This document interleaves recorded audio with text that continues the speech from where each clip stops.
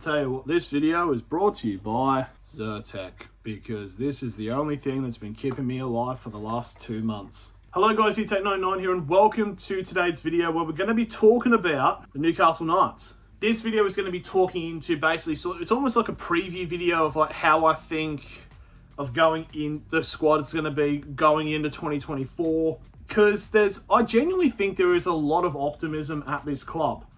For both sides, both the men and the women's side. It's actually very, exciting. Obviously, looking back at 2023, the Newcastle Knights were sort of hot and cold for most of the year, and then, the Knights just decided to go on a massive tear with a 10-game winning streak. Starting off with the Bulldogs, where we actually broke the record for our biggest ever win, and then eventually ending in finals week 2 where we lost to the Warriors. Well, our B team lost to the Warriors, fight me. And the Knights women's team, despite suffering an early round, I think it was like a round 2 loss to the newcomers, the North Queensland Cowboys, were able to win every other game and go straight to the grand final, where Tamika Upton saved the team and won the comp. Like, genuinely, if we didn't have Tamika Upton, we wouldn't have won that game. But, so there's a lot of optimism around the club. So what can we do in 2024? We can't go into delving into the men's team for 2024 without talking about, obviously,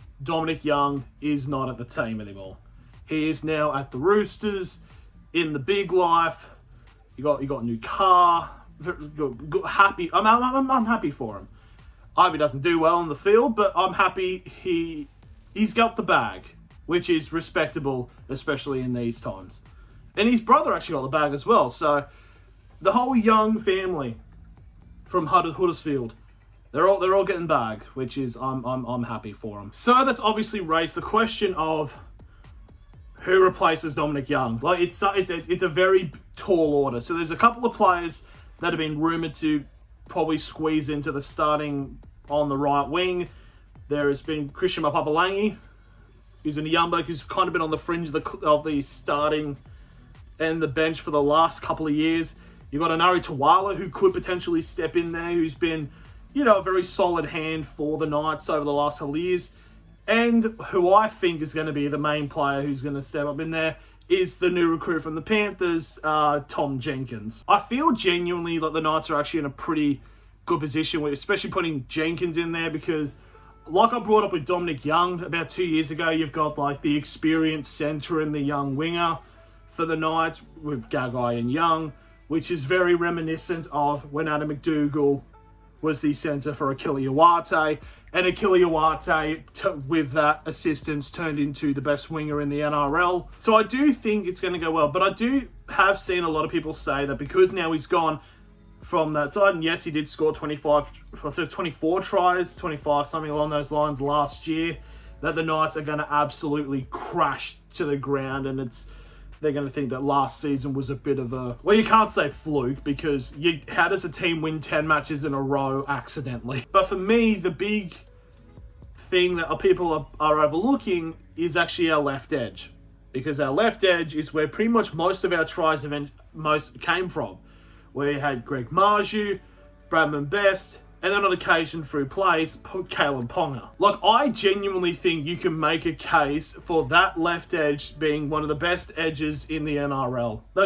Greg Marju literally would have broken the Knights' try in a season record if it wasn't for Dominic Young. Then you got Bradman Best, who is hopefully going to re-sign with the Knights, because I think like one of the teams that are after him have pulled out, and the Knights are about to give him a fat contract. I think it's like $700K a year for 3 years. It's like the most we've ever paid for a centre. And then you've got Kalen Ponga, who had a pretty good season last year, where he, 96th minute, Troy Deeney'd his way to a Dally M. And yes, and also there is a lot of battles for positions. For example, first off, you've got Jack Cogger now back at the club, who is playing in our youth system, and I think it was New South Wales Cup, and then he went over to Penrith, won a couple of premierships, and quite honestly, if he didn't come on to replace Luai in the grand final last year, I don't think Penrith win that. Now you've also got Jaden Brayley now coming back from his ACL,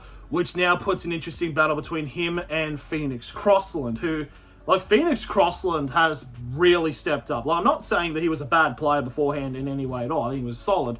But now he's turned into actually like one of the more crucial players to the team. It'll be interesting to also see how Jed Cartwright fits into the side as well from South Sydney. I think it's going to be interesting to see how he goes there. And of course, we've got the two new English boys coming into the team. We've got Kai Pearce-Paul and Will Price. There is going to be a lot of position battles. It's going to be, and Anna O'Brien is encouraging it because it's like you want to play for the first team, which is good, but you don't want to, like, you know, make it go a little bit too overboard, if that makes sense. But there seems to be very positive signs with the men's team. So we've discussed about that.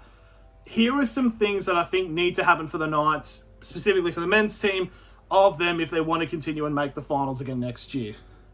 The most important thing, McDonald Jones Stadium needs to become a fortress. Like, obviously, like, you have all these teams who talk about how, not intimidating, but like how, you know, you're walking into a stadium, like, you know, 20, 25,000 people, you know, who don't like you. Newcastle, one of the most passionate fans in the NRL. But genuinely, if it wasn't for that crowd in that elimination final against Canberra, we don't win that. We don't win that game at all. And I think that is essential. Is like, we need to make McDonald Jones Stadium a hard, like, we want teams to look at going to Newcastle and think, shit. Yes, and we've already got the story. The Knights haven't lost at home since June. And our first game of the season is the first game in Australia for the NRL for round one because of Vegas. And it is against Canberra, the team we beat in the elimination final. So we need to make the stadium we have to make the stadium hard for teams to win at. And I understand it's like, oh, this is a revolutionary concept. Like, other successful teams have done it. Like, the Warriors have done it. The Warriors also haven't lost at home in June. Brisbane made Suncorp a fortress, and Penrith have made Penrith Stadium a fortress. And now they're getting a new stadium upgrade. And it just looks like our stadium. But yeah, it is definitely the biggest criteria that we need, is we need to make that stadium a fortress. If we do that, I think we should make the finals easily. I reckon there's a chance we even might grab top 4, but we ain't ready for that conversation yet. And with these new players, I think it definitely shows that we've actually added some solid depth to the team. So it's not like if a player does get injured, we're screwed.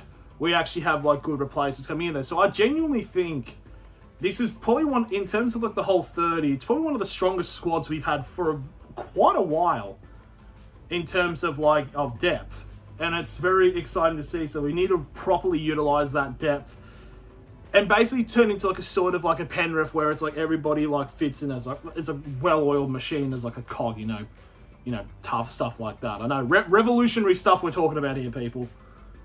We're reinventing the wheel. So yeah, I'm excited to see how the Knights do go this year.